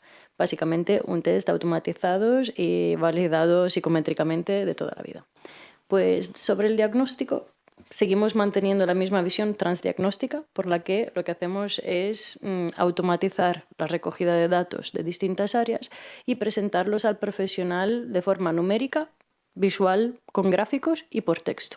Y finalmente el profesional toma la decisión que si su enfoque procede con un diagnóstico, perfecto. Si no, esos datos siguen siendo igualmente valiosos para alguien con un enfoque psicoanalítico como cognitivo-conductual, porque son unos baremos, un punto de partida que yo tengo como profesional que me ayuda a seguir la medición a lo largo de la evolución del paciente en todas las distintas áreas que son prioritarias para una evaluación inicial, y además son datos que comparto al paciente. Entonces, la herramienta, bajo ningún concepto, lo que hace es dar una etiqueta diagnóstica, ¿vale?, a raíz de cualquier tipo de evaluación. ¿Por qué? Porque en esa pirámide de riesgos que veíamos dentro del AI Act, ¿no?, el reglamento de IA, eso sería un riesgo muy elevado. Entonces posicionaría nuestra herramienta como una herramienta de alto riesgo para el profesional. Lo que hacemos es aplicar las normas psicométricas, las calidades, estándar de calidad en nuestro campo a nivel de recogida de datos, para procesar y graficar e informar sobre esos datos a profesional y paciente. Luego el profesional, si quiere, dentro de cada caso, puede registrar un diagnóstico. Si quizás la persona ya viene con una historia clínica con un diagnóstico, o si procede en su área de especialidad utilizarlo. Pero para nuestro algoritmo no es lo esencial. Lo que hace nuestro algoritmo es ver cómo ese mapa, esa fotografía inicial del paciente en todas esas áreas, junto con mis notas clínicas de la evaluación inicial, cómo va evolucionando tras la intervención, durante la intervención. Entonces, en ese sentido, lo que hacemos es recoger datos estructurados a través de nuestra herramienta, el MediaMix, que se sigue manteniendo dentro del nuevo software, pero también cualquier otra herramienta que estéis utilizando. Si de repente, como decía la compañera, quiero utilizar un test de personalidad, esos datos los puedo subir a la plataforma, puedo informarla del resultado del test de personalidad para que vaya utilizando esos datos también más adelante. Y puedo hacerlo con test, puedo hacerlo con mis notas clínicas, con entrevistas estructuradas o semiestructuradas, o incluso con narrativa libre del mismo profesional, con mis notas de sesión. Es tan difícil construir un solo software para un panorama tan variado como es el de la evaluación psicológica, y eso lo confirmo como docente de esta asignatura en la carrera, que la verdad es que cuesta mucho enseñar incluso a nuestros estudiantes, ¿no?, la variedad que hay y cuándo y cómo procede seleccionar los instrumentos mejores para cada paciente. Pero muchas veces, como os decía la compañera, pues ¿esto va a sustituir el test? Yo espero que no, espero que facilite que se puedan utilizar los tests en el momento apropiado para la persona apropiada, pero que además haya muchos otros datos que sean datos ricos, especialmente los datos cualitativos. Los de mis notas de sesión, que a veces se quedan en mi carpeta, que a ver quién tiene tiempo de leerlas todas las notas antes de ver a cada uno de los pacientes que atendemos. Deberíamos, pero muchas veces no hay ese tiempo. Entonces quizás a Mía le puedo preguntar, ¿me haces un resumen de la última nota de sesión con los 3 puntos principales para la siguiente sesión? Y nosotros esas notas, tu segunda pregunta, las automatizamos. El profesional puede subir una foto a las notas que sigue escribiendo a mano, esas se transcriben, se pueden transcribir por audio si se borran todos los datos confidenciales, porque ojo con las herramientas genéricas de transcripción, no todas son aptas para el área de salud. Y por último, lo que puedo es directamente escribir con ordenador o tablet mis notas de sesión dentro de la herramienta. Estamos creando algo muy versátil. Eso lleva tiempo, como sabes, nos ves creciendo año tras año, pero también se necesita mucha colaboración de los profesionales, porque si no utilizamos esas herramientas no nos podéis dar feedback y se quedan estancadas en una versión que quizás no cumple con las expectativas y necesidades de cada uno. Así que os animo, no solo la nuestra, utilizarlas siempre en un contexto seguro. Quizás primero no la utilizo con el paciente, voy explorando, voy evaluando y viendo si cumple con los estándares y criterios de calidad. Hay una pregunta que te transmito por el chat y te preguntan a ti, Sara, que más información no significa necesariamente mejor toma de decisiones. Y preguntan sobre el proceso de validación que habéis seguido para la recomendación basadas en datos y también cuál es el modelo analítico de datos cualitativos. Vale, perfecto. Pues estoy muy de acuerdo, pero es cierto que nos encontramos en un sector donde hay una gran falta de datos. Entonces, si nos encontramos en otro sector donde quizás hay grandes bases de datos estructuradas sobre las que construir los modelos predictivos que, por ejemplo, tienen en medicina, os diría que sí, que es cierto, pero en este caso parcialmente. De hecho, la misma APA nos está animando a utilizar las grandes bases de datos que se están construyendo para la ciencia, ¿vale? Para crear modelos predictivos en salud mental con grandes bases de datos, porque ojo con eso. La IA tiene muchos sesgos, porque los datos con los que se entrena son datos muy limitados. Entonces, eso necesitamos mejorarlo ya como sector en general, prescindiendo de la tecnología. Y luego, sobre la parte del entrenamiento de modelos, depende de qué modelo se esté utilizando. La base que utilizamos, hay cosas que puedo compartir y otras que no, pero tenemos una validación científica detrás y, de hecho, hay un proyecto I+D de generación de conocimiento en activo para hacer una validación de toda la plataforma en su conjunto, en todas las etapas del tratamiento, de la evaluación, tratamiento y monitorización en entornos clínicos reales. Entonces, estamos intentando producir cuanta más ciencia con los recursos limitados que tenemos los investigadores, desafortunadamente, pero os invito a escribirme si queréis más detalles sobre la parte tecnológica. Bienvenido a la ciencia en España. No solo en España. Bueno, ese es otro debate. Más dudas que tengáis, preguntas. Muchas gracias a los dos por las exposiciones, muy interesante todo. Y de hecho, como es algo que quizá no sea nuevo, pero que en la actualidad es cuando más ha calado en la sociedad, es algo que está revolucionando muchas estructuras sociales. Entonces, mi pregunta es para los dos y es, ¿cuál es vuestra opinión sobre cómo va a afectar esto específicamente a las personas jóvenes recién graduadas, a los juniors que vayan saliendo? ¿Y qué consejo le darías a las personas jóvenes sobre su formación para adaptarse mejor al nuevo mundo al que estamos llegando? Por favor. Qué responsabilidad. La verdad que sí. Bueno, yo intento... No son memorias muy lejanas en mi caso, ¿no? Creo que me acerco mucho, ¿no? Todavía a esa incertidumbre que sentía recién salida de mis estudios, incluso ahora como investigadora. He completado mi doctorado recientemente en la Universidad Complutense. Sigues teniendo esa incertidumbre, ¿no? De si lo estás haciendo bien y es normal, es parte del proceso. Pero es cierto que cuando empiezas en práctica clínica, esas supervisiones tan espaciadas y momentos en los que realmente sientes esa responsabilidad pueden ser muy abrumadores. Y en esos casos yo creo que lo estamos viendo con los estudiantes del Máster General Sanitario en el que estoy colaborando. Hay mucha tentación de pedirle esa segunda opinión a la IA genérica, la IA que no está hecha para la psicología.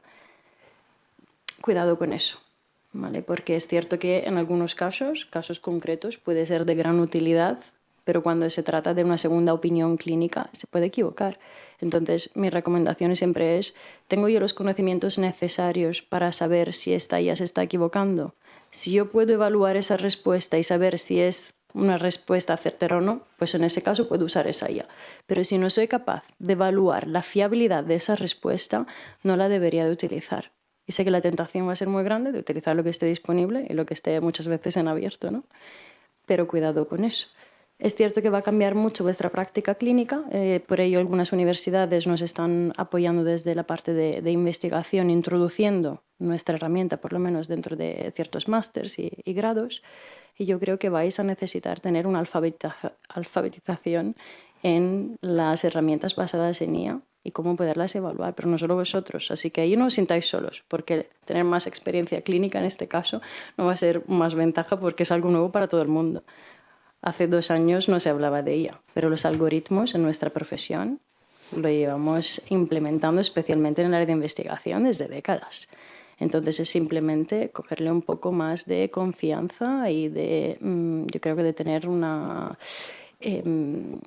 gestión de las herramientas más apropiada. Ciertas herramientas serán válidas para ciertos usos de evaluación, de apoyo en gestión, de facturación, administración, ciertas otras no. Entonces, saber hacer ese cribado de lo que es disponible y lo que es apto para mis pacientes, para mí va a ser la clave. Y ahí es donde siento que tengo gobernanza para poderte dar recomendaciones. Pero sobre todo creo que siempre no perder ese contacto humano que tenemos. Ese toque humano creo que va a ser la clave para que sigamos siendo los profesionales quienes lleven el tratamiento psicológico. Que sí que hay empresas, y muchas, y ya no solo en Estados Unidos, que esos bots que eran de acompañamiento entre sesiones están intentando alimentarlos con datos para que sean los bots que lleven la sesión. Eso a mí sí que me da mucho miedo, pero por suerte, la legislación nos está acompañando en poner ciertos límites. Donde en Europa, y no sé si, bueno, seguramente lo habrás visto también, pero en España sé de algunas empresas que habían empezado a evaluar dentro de las videollamadas las emociones de los empleados y dar reportes sobre eso, cansancio, fatiga, emociones negativas. Eso ya no es legal en Europa, por suerte. Porque yo cuando lo veía, había empresas que recursos humanos les encantaba. Vamos, es fantástico, pero ya no se puede usar. Así que yo creo que vais a estar protegidos. Vamos a estar protegidos en ese sentido. Bueno, yo creo que ha dicho muchas cosas interesantes. Yo me siento menos legítimo para hablar de la psicología clínica, así que voy a hablarlo en general para la disciplina. Yo creo que por lo menos hay 3 ejes que yo vería en el marco de la formación sin tratar de ser presuntuoso, porque seguramente hay muchas más recomendaciones para aprovechar.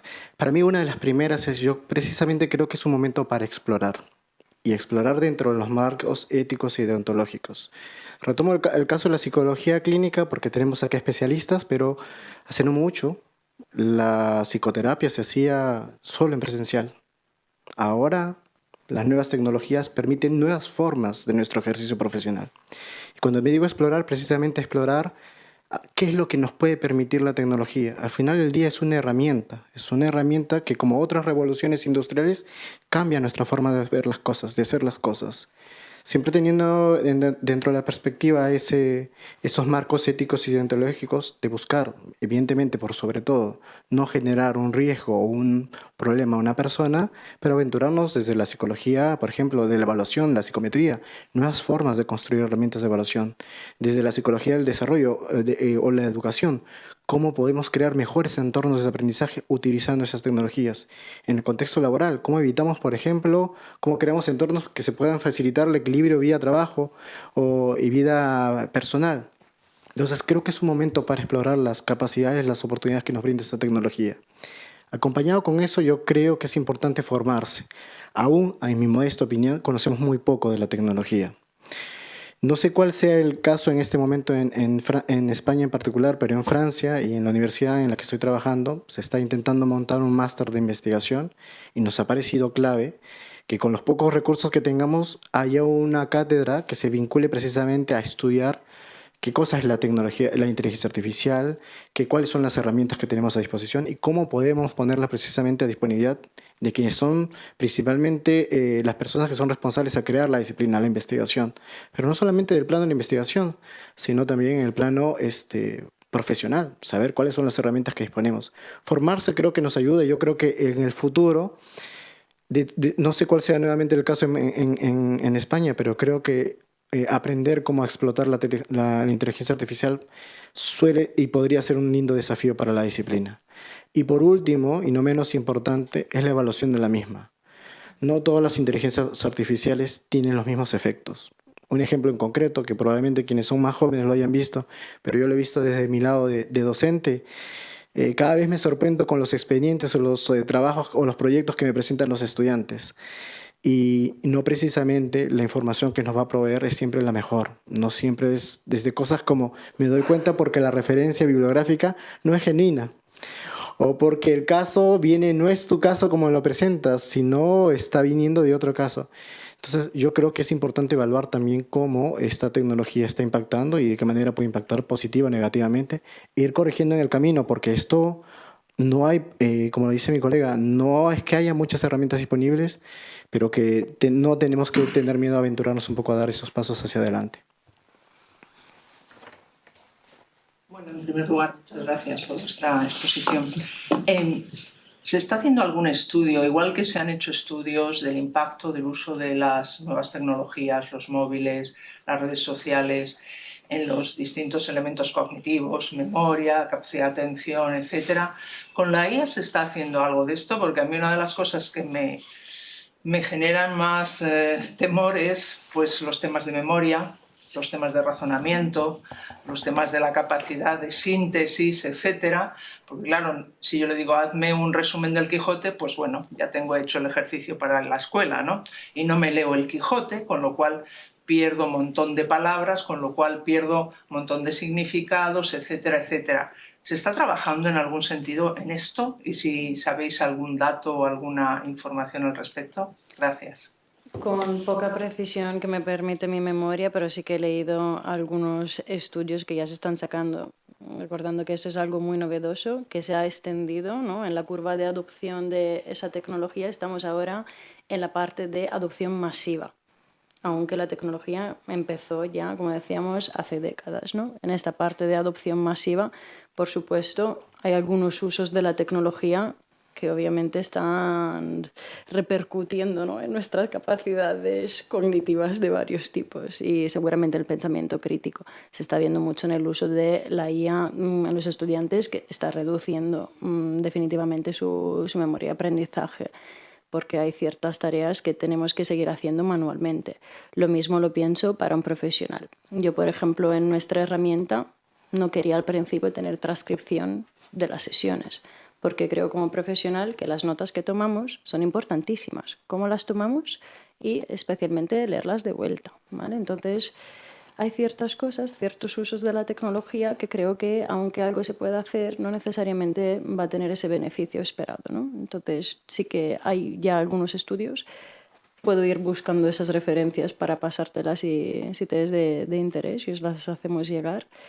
Pero ahora lo interesante es cómo se está desarrollando un estudio donde nosotros estamos participando en colaboración con otras universidades sobre la percepción y aptitudes de los profesionales de la psicología en el uso de la IA. Un poco como nos comentaba el compañero, ¿no? Con una pregunta creo que muy bonita y con esa curiosidad y ese deseo de hacerlo bien, cómo estas herramientas van a cambiar las cosas y si nos van a ayudar a ser mejores profesionales o no.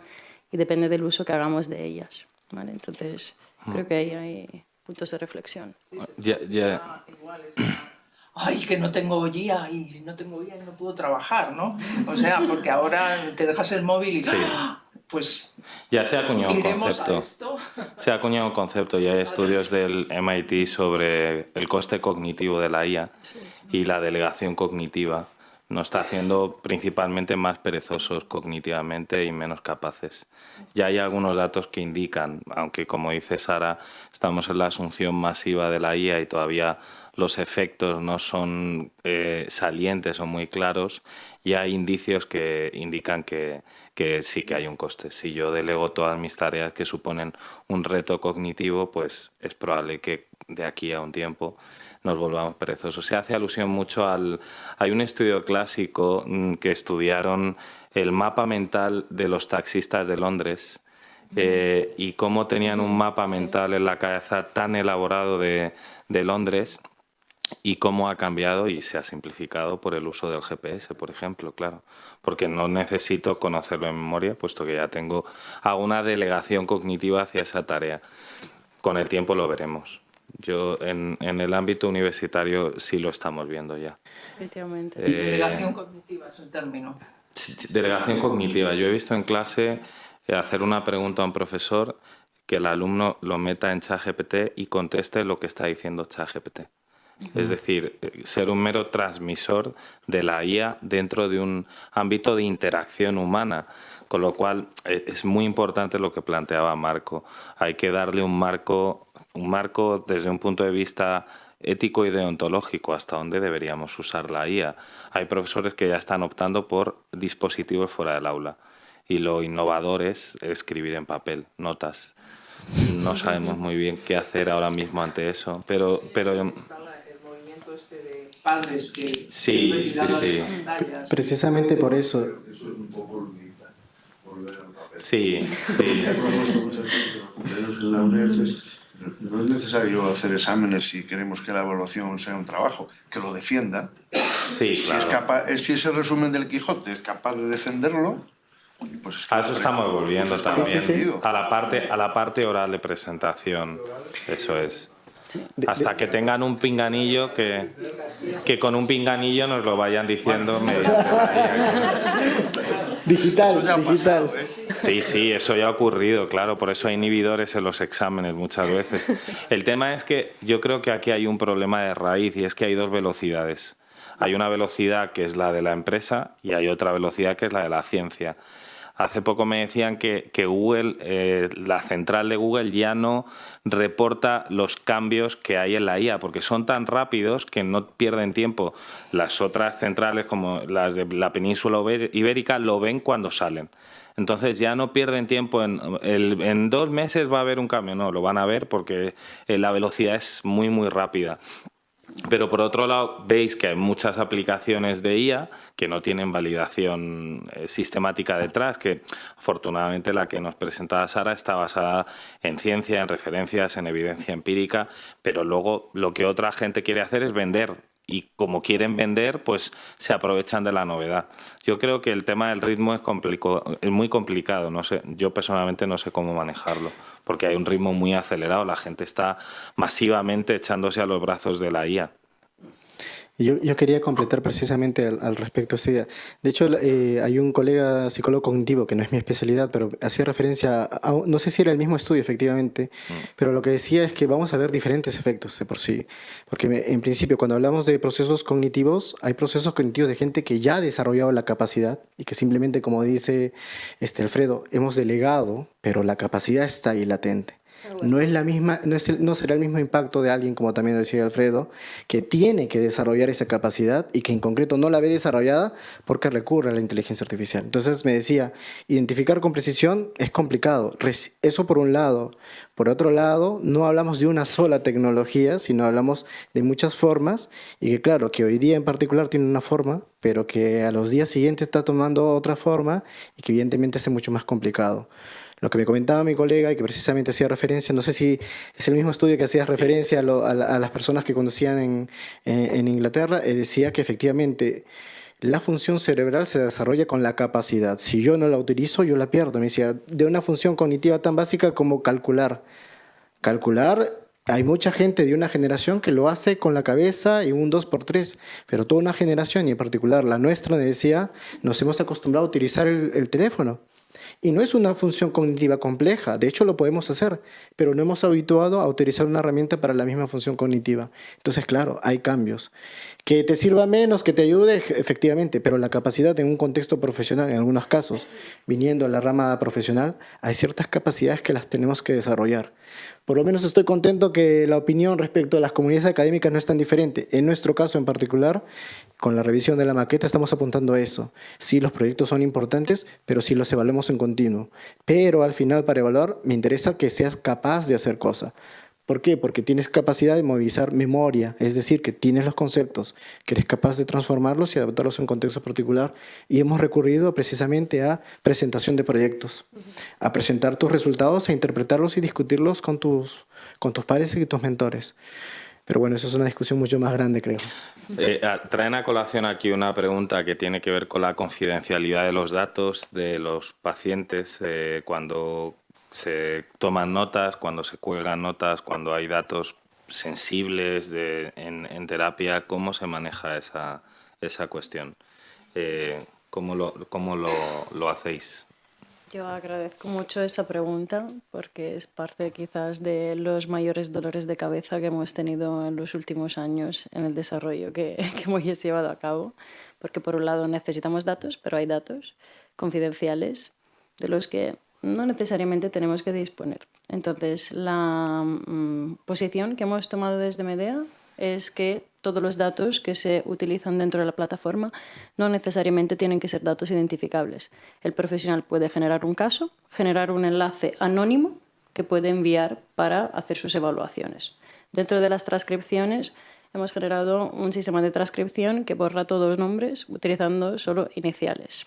Dentro de las historias clínicas, a los profesionales damos recomendaciones sobre cómo tomar sus notas clínicas de forma confidencial. Las bases de datos que utilizamos se mantienen dentro de la Unión Europea, como nos pide el Reglamento de Protección de Datos, la GDPR. Entonces, hay cosas que se pueden hacer. Son cosas que, obviamente, desde una perspectiva, pensarlo un poco tanto como laboratorio de investigación, pero también como empresa, que ralentizan mucho tu salida al mercado, ¿no? Lo comentabas tú. Hay muchas otras soluciones que de eso se despreocupan, ¿vale? ¿Por qué? Porque es el profesional el responsable a nivel legal de lo que hace con esos datos. Entonces, yo como profesional, de repente me fascina la idea de que ChatGPT me puede hacer unos informes muy bonitos, los escribe fenomenal, lo hace en segundos, ralentizamos esa capacidad también de hacerlo nosotros mismos quizás, pero subo información a ChatGPT, eso es un delito, ¿vale? Porque estoy cediendo datos confidenciales de mi paciente a una plataforma donde las bases de datos no están en Europa, los modelos se alimentan de la información de todos los usuarios, entonces la información que me devuelve pues, puede tener más o menos fiabilidad. Y la multa es gorda. Entonces, pero hay gente que lo está haciendo, ¿eh? Mucha. Entonces, si como profesional quiero desarrollar una metáfora para una psicoeducación porque tengo un adolescente que le encanta el fútbol, pues fantástico utilizar GPT. Hace unas metáforas maravillosas. ¿Vale? Para quien no sea muy creativo, viene fenomenal. Si quiero pedirle que me recuerde algunos autores específicos para cierto tema o ciertos tests que en ese momento no se me ocurren, fantástico, me reduce el tiempo de búsqueda, siempre a comprobar. Pero para todo lo que sea datos clínicos de pacientes, ese no es el lugar, ¿vale? Todo lo que sea apoya las decisiones clínicas de tengo este informe, ¿me ayudas a interpretarlo? Tampoco es el lugar. Entonces, hay cosas que se tienen que hacer y hay una normativa que se tiene que respetar. ¿Cómo hacemos para evaluar si una herramienta está cumpliendo la GDPR o no? Pues tienen que especificar qué hacen con los datos, dónde se encuentran sus bases de datos y también evaluarla usándola, actuando vosotros como pacientes si es una herramienta que interactúa con el paciente. En nuestro caso, la única interacción que tenemos es un enlace anonimizado. Entonces, evitamos que el paciente tenga registros, logins, porque nuestros estudios de validación nos dijeron que prefieren no tener una app con todos sus datos de psicología en el teléfono, porque nunca se sabe, ¿no? Entonces, que la tenga el profesional y que esos datos tengan solo un número de historia clínica para referirnos a ellos, que eso lo sabemos encriptar y hacer bien. Yo tengo una pregunta al respecto. ¿Conoces, no es vuestro caso por lo que he entendido, pero conoces alguna aplicación que haga terapia online automatizada? Lo pregunto por una cuestión, y es que hay gente que está utilizando ChatGPT como terapeuta. Sí. Es algo que está ocurriendo, la gente lo Ocurre está mucho. utilizando a veces para validar sus emociones, cómo se sienten. Hace poco salía un caso de una persona en Estados Unidos que había, creo recordar, asesinado a su madre después de que ChatGPT validara sus manías persecutorias Alguien se respecto quitó la vida a su también. propia madre. Sí, un Alguien también suicidio. se quitó la vida y ChatGPT le ayudó a delimitar un poco un plan de suicidio. ¿Conocéis que hay alguna aplicación? Porque parece que la gente lo está usando de una manera poco apropiada, lógicamente. En España, en el ámbito clínico, menos. En el ámbito de recursos humanos, sí. Sé de algunas que lo están utilizando especialmente para esa evaluación inicial, para ese cribado, ese análisis más psicosocial. Entonces, en el área de clínica, creo que van a intentar llegar. En Estados Unidos las hay. Hay Sí. muchas Sí, que se Estados Unidos. utilizan desde las aseguradoras especialmente para reducir el coste, ¿no?, de los profesionales, como si fuesen Se automatizó, equivalentes, se automatizó. ¿no? Exacto, pero sí que hay sitios donde se está haciendo. Ahora bien, no creo que estén evaluando mucho los riesgos porque saben muy bien que el riesgo es elevadísimo. En Europa eso no se puede hacer, es un riesgo inaceptable, ¿vale? Porque la herramienta no está capacitada para detectar o para... La inteligencia artificial no es tan inteligente. Tiene muchísimas alucinaciones todavía. La información la tiene que validar alguien que tenga gobernanza de esas herramientas, que siempre sepa evaluar si la respuesta es certera o no. Cuando las damos a los usuarios, a la población general, obviamente no van a tener conocimientos específicos de psicología para validar si esas herramientas están bien o no. Ahora bien, como profesionales, también es cierto que me comentan muchos compañeros que nuestros propios pacientes quizás están validando o no nuestras técnicas, herramientas, opiniones contrastadas en terapia, luego las pasan por GPT. Mi psicólogo me ha comentado esto, estamos trabajando esto, ¿vale? Entonces, quizás si tenemos otro tipo de herramientas que están hechas por y para la psicología, ¿vale?, por psicólogos, para psicólogos, pues quizás tenemos una herramienta sustitutiva. Hay una empresa americana, eso puede hacer el nombre, que es muy conocida, se llama WYSA, WYSA, y esta herramienta se especializó inicialmente en esos bots, ¿no?, en esos chatbots que apoyaban al profesional entre consultas. Entonces el paciente interactuaba con el bot. Y sí que es cierto que esas intentan tener bastante validación científica detrás y es el profesional quien programa la interacción que tiene el paciente con el bot. Y es el profesional quien recibe esos datos y los valida. Entonces, ahí quizás todavía tienen un margen de ética. Ya te entiendo. Pero cuando se sustituye completamente al profesional, es un poco como, no sé si los habéis visto, hay algunos coches en Estados Unidos, en San Francisco, que se conducen solos, ¿vale? Yo me monté en uno, vamos, con el terror máximo. Y es verdad que llegan del punto A al punto B, ¿vale? Están hechos para ello, pero solo en una ciudad como San Francisco, donde están las carreteras y las interacciones programadas para que existan esos coches. Hay que ver también factores culturales, contextuales, que muchas veces nos olvidamos. Hay muchas personas las que creo que solo tener ese espacio de alianza terapéutica, de contacto humano, quizás ya se benefician de por sí y la ciencia lo apoya, que ese 50% de eficacia clínica va de la interacción entre paciente y profesional, ¿no? Así que mi esperanza es que no ocurra. Seamos optimistas, ¿no? ¿Alguna duda más? ¿Preguntas? Bueno, sobre este software de SciPilot, me preguntaba si se contempla en algún momento aplicarlo también a la neuropsicología clínica, que, bueno, yo soy estudiante todavía, no tengo mucho conocimiento, pero es verdad que me da la sensación de que en neuropsicología también sería bastante útil, también por esta parte un poco médica que tenemos a veces, porque viene de lesiones orgánicas. Entonces no sé si el equipo ha pensado en algún momento, pues eso, extenderlo a ese ámbito. Pues mira, en España tenemos algunas empresas que trabajan muy muy bien en el área de neuropsicología. Entonces nos encanta colaborar con otros que están especializados y eso es algo que quizás hoy no hemos comentado. Las mejores IAs van a ser las que estén especializadas por verticales. ¿vale? Entonces, nosotros queremos mantenernos en hacer bien lo que sabemos hacer, que es la parte más de evaluación psicológica, apoyo en planificación del tratamiento y monitorización, pero eso no significa que si tienes una prueba neuropsicológica hecha con otra herramienta que no puedas cruzar esos datos. Entonces, esos datos siempre lo puedes volver a alimentar para que todas tus notas de ese caso estén en un solo lugar. Pero sí que hay muchas empresas aquí que están haciendo cosas muy buenas, bien validadas también en el campo de neuropsicología. Y ahí es donde justamente ese puente de datos fue quizás más fácil de trazar entre ciencia y práctica clínica. ¿Vale?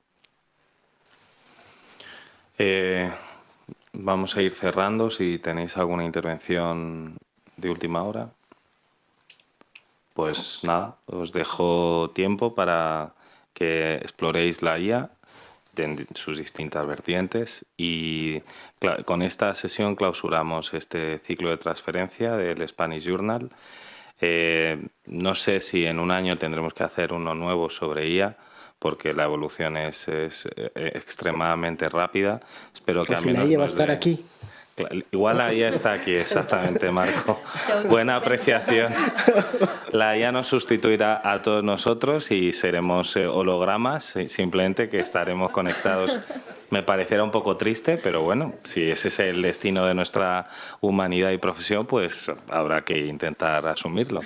Nada, simplemente quiero agradecer de nuevo a los ponentes por haber participado en esta sesión, al colegio y a la Facultad de Psicología de la Complu y a vosotros por venir un lunes ya de noche, así que muchas gracias a todos. Muchas gracias.